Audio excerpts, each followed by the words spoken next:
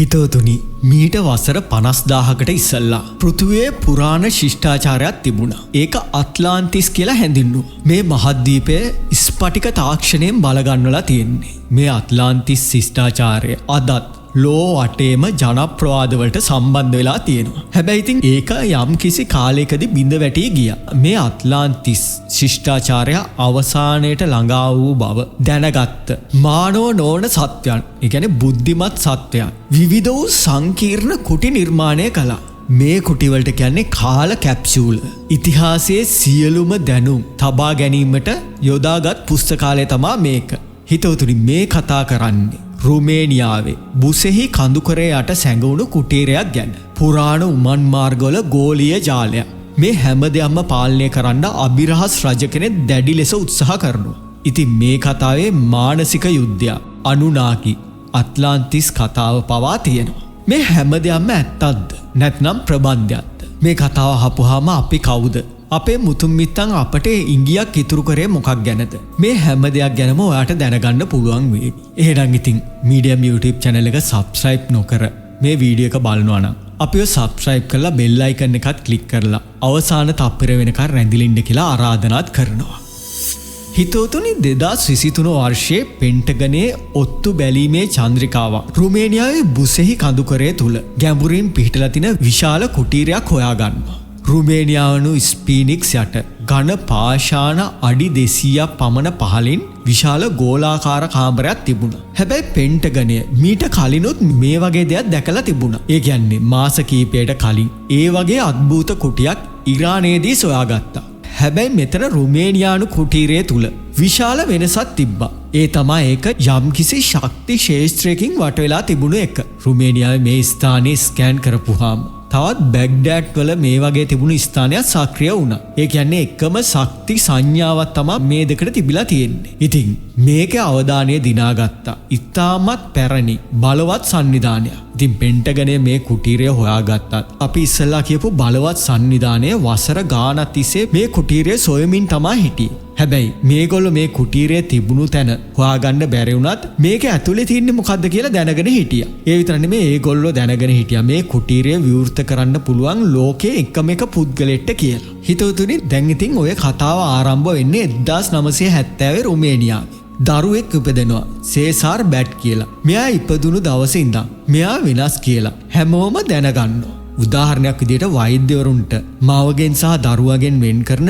පෙකිනිවැල කපන්න බැරි වුණා. අවසානයේදී පෙකිනිවැල කපන්න යොදාගත්තේ අස්ථි කපන කියතා. මේ අතර මහා පොදුම සහගත සිදුවීමක් සිද්ධ වෙනවා හිතවතුනි. රෝහලට නියෝගයක් ඇවිල්ලා තියෙනවා. අසාමාන්‍ය දරු උපත් ගැන රුමේනියාවේ රහස් පොලිසිය වන සිකියුරිටේට් අනිවාර්යයෙන්ම දැනුවත් කරන්න ඕනේ. ඒ ගැන වාර්තාවක් දෙන්නම ඕනේ කියලා. ඉතින් වෛද්‍යවරු වගේ බලධාරීන් ඇවිල්ලා රුමේනියාවේ රහස් පොලිසියට සේසාර්ගේ උපත පිළිබඳව සියලුම වාර්තා දෙනවනේ. ඊට පස්සේ මේ සම්බන්ධව නිලධාරීන් ඇවිල්ලා මේ සියලුම වාර්තා විනාශ කරලා දානවා. දැන් මේ දරුවට මෙයාගේ ජීවිතය ගැන එයාට ඉපදිලා දවසක් යන්න කලින්ම රහසක් වෙනවා. දැන් දරුවෙක් ඉපදෙනකොට හඬනවනේ පළවෙනි හුස්ම ගන්න. හැබැයි සේසාර් කිසි විටකත් හැඬුවේ නැහැ. අවුරුදු 3 වෙනකොට සේසාර් එක වචනයක්වත් කතා කරලා තිබුණේ නැහැ.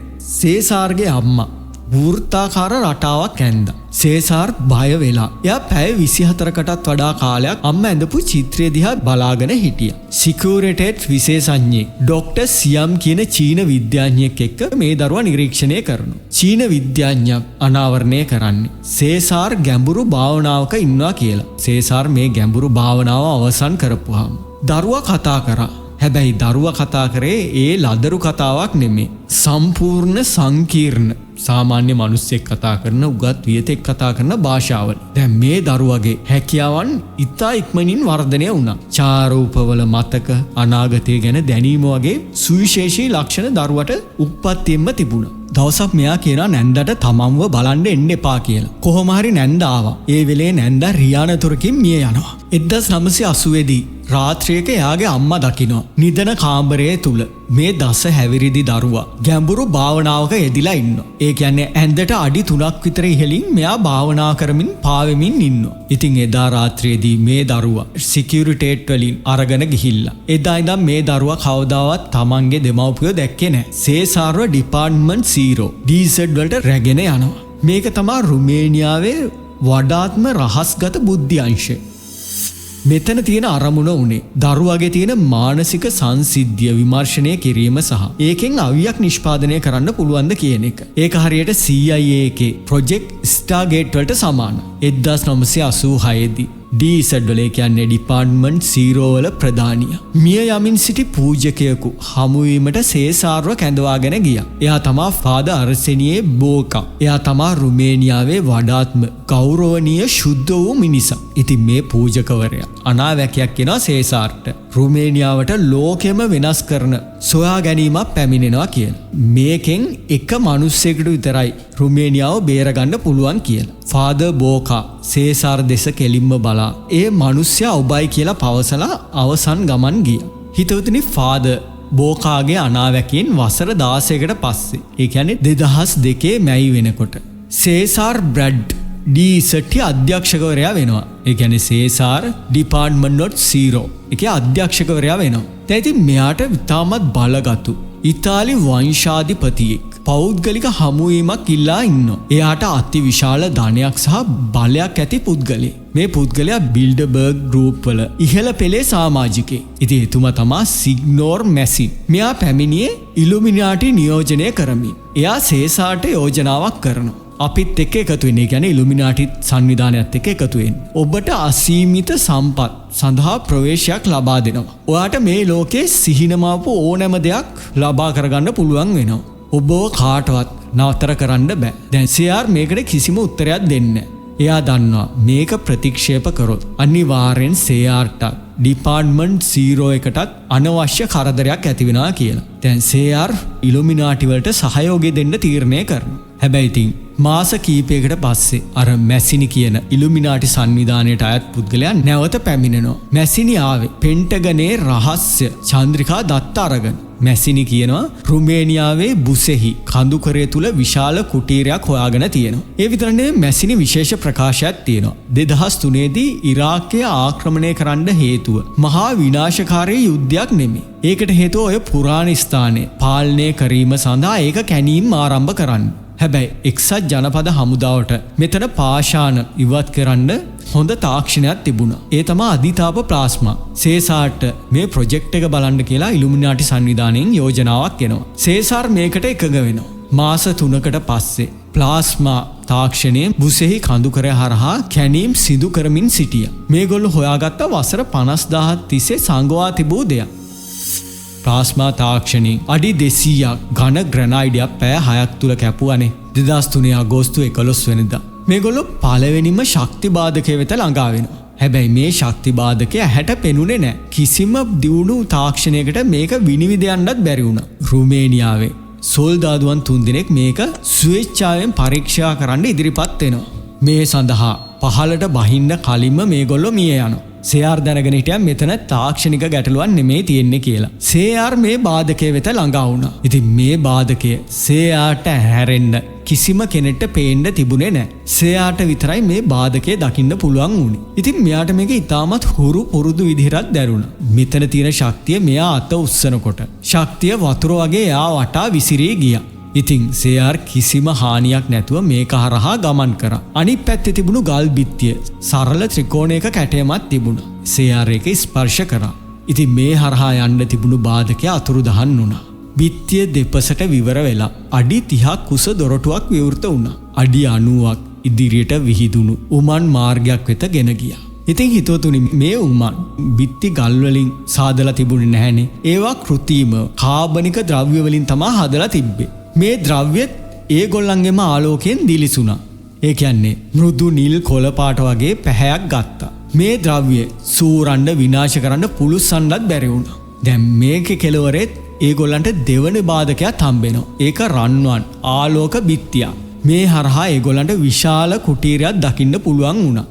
මේක තමයි එක්සත් ජනපද ඔත්තු බැලීමේ චන්ද්‍රිකාව සොයාගත්ත කුටිය. ඊට පස්සේ මේ කඳවුරේ අනුතුරු ඇඟවීමේ සීනු නාද වුණා. ඒ කියන්නේ බැග්ඩ්‍රෑඩ් කියන ස්ථානයේ මේ වෙනකොට සක්‍රිය වෙලා තමා තිබුණේ. මෙතන හොලෝග්‍රෑම් එකක පෘථුවිය ප්‍රක්ෂේපණය වුණා. ඉතින් මේ ප්‍රක්ෂේපණ කාමරයේ පිටුපස තියෙන උමන් මාර්ග 3 ඒවා මනුෂ්‍යත්වයේ සැඟවුණු ඉතිහාසයට යන අධිවේගී මාර්ගය.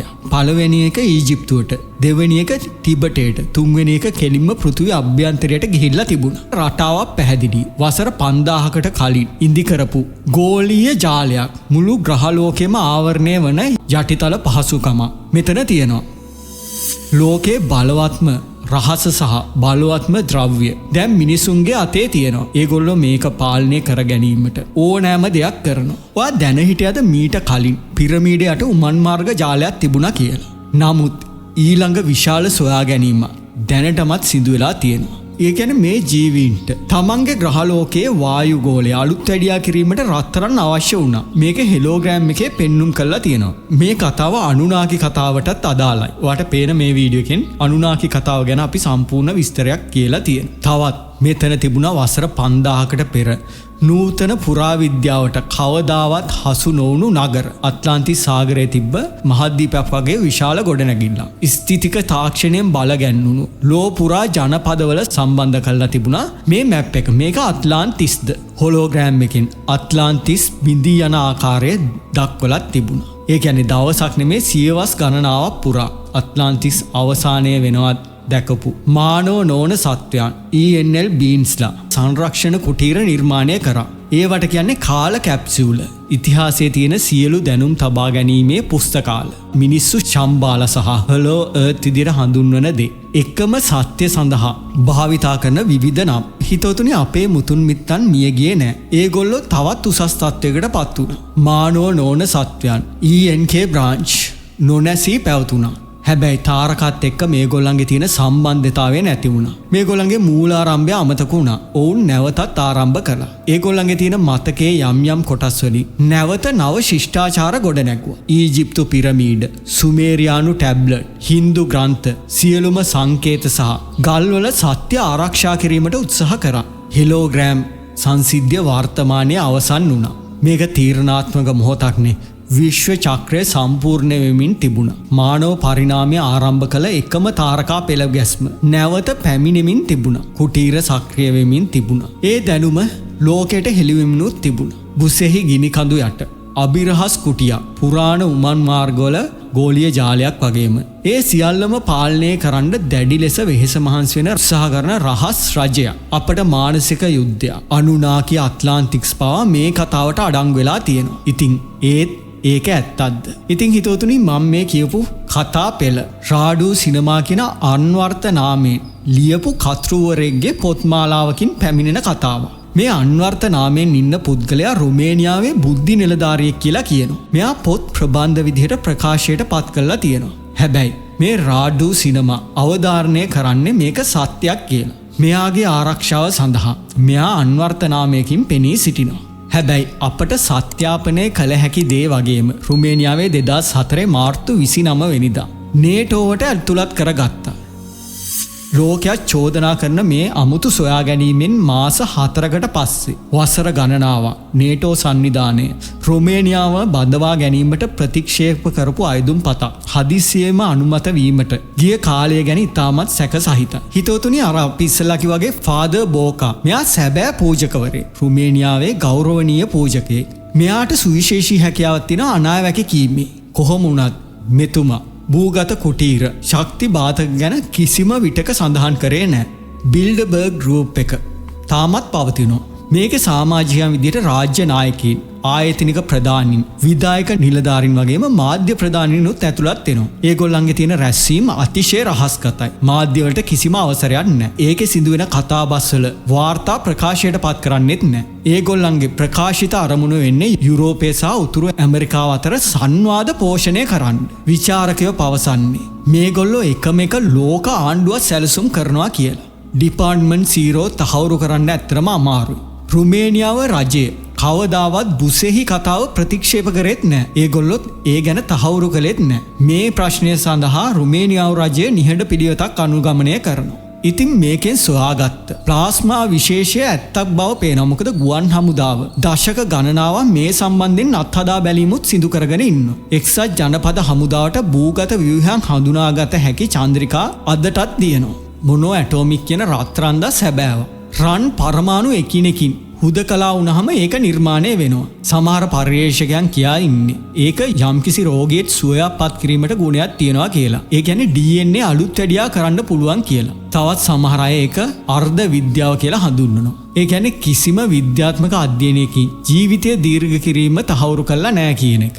පුදුමයකට කාරණාව මේ මුළු කතාවම තනි මූලාශ්‍රයකින් තමයි ලෝකෙට එලි දක්වන්නේ. හැමදේම රාඩු සිනමාගේ පොත්වලට පදනම් වෙනවා. ස්වාධීන සාක්ෂිකරුවන් නැහැ. මේ ගැන කාන්දු ලේඛනත් නැහැ. හිතවතුනි 2003 ඉරාක සම්බන්ධතාවය හැර 2003 ආක්‍රමණයට හේතුනේ බැග්රෑඩ් අසල සමාන කුටීරයක් බව පොත්වල සඳහන් වෙලා තියෙනවා. හැබැයි මේක සඳහා නිල හේතුවක් ප්‍රකාශ කිරීම බොරුවක් කියලා ලෝකෙම දන්නවා. මේ ආක්‍රමණයෙන් පස්සේ එක්සත් ජනපද හමුදා නිලධාරීන් ඉක්මනින් සමහර පුරාවිද්‍යා ස්ථාන ආරක්ෂා කරා කියලත් රහසක් නෙමෙයි. තවත් මෙතන ගැටලුවක් තියෙනවා. පොත ප්‍රකාශයට පත් කළේ පේටර් මූන් විසින් ප්‍රෙස්ටල් නිකල්ස් මොන්ටාක් ව්‍යාපෘතිය. මෙයා ලියලා තියෙනවා ලෝන් අයිලන්ඩ්හි කාලතරණය අල්හදා බැලීම. මේ ගැන මූන් ප්‍රකාශ කරන්නේ මේ ගැන තමන්ගේ කාලය හරහා පැමිණි මිතුරේ ප්‍රකාශ කරා කියලා. හිතෝතුනි ගොබ්ලි ටේප්වල 5% විතර 1995 ගවේෂණය කරනවා. ඒ කියන්නේ වසර 30කට පෙර.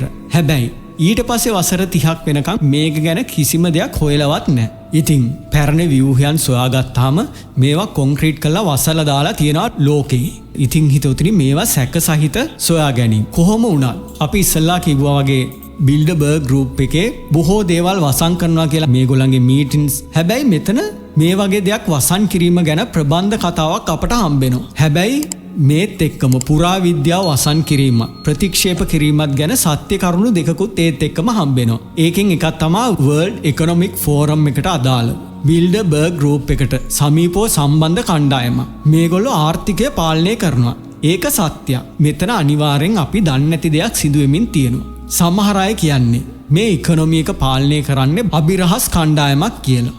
ඉතින් ගීසා ගොබ්ලි ටේප් බූසිගේ කඳුකරේ කතාව යම් කිසි අනතුරු ඇඟවීමක් වෙන්න පුළුවන්. ඉතින් හිතෝතුනි මීඩියම් අපි මේ කතාව හොයාගෙන ගියාපුහාම අපට ලැබුණු තොරතුරු තමයි මේ ටික. හැබැයි ඉතින් මට ඇත්තටම මේක මුංගු එකක් වගේ තමයි දැනෙන්නේ. ඇත්ත නැත්ත මොකද්ද කියලා අපි කවුරුත් දන්නේ. මීඩියම් අපේ වගකීම ඔයාට මේ ගැන ප්‍රසන්ට් කරන එක විතරයි. ඉතින් ඔයා මේ ගැන දන්නවා නම් තවත් ඔයා මේ ගැන රිසර්ච් කරන්න හිතෙනවා නම් ඒ රිසර්ච් මේ කමෙන්ට් සෙක්ෂන් එකේ අනිවාර්යෙන් ලියන්න. අපි කතිකාවක් ගොඩනගා ගමු. එහෙනම් ඉතින් පුංචි මතක් කිරීමක් මීඩියම් ආයතනය වෙනුවෙන් කරන්න තියෙනවා. මීඩියම් ආයතනයේ ඔයාගේ ව්‍යාපාර වෙනුවෙන් රින්ගින් ටෝන් එක ව්‍යාපාරික වෙළඳ දැන්වීම් කරන්න බලාගෙන ඉන්න. ඩිස්ක්‍රිප්ෂන් එක බලලා අපිත් එක්ක සම්බන්ධ වෙන්න. එහෙනම් ඉතින් පරිස්සමින් සතුටින් ඉන්න.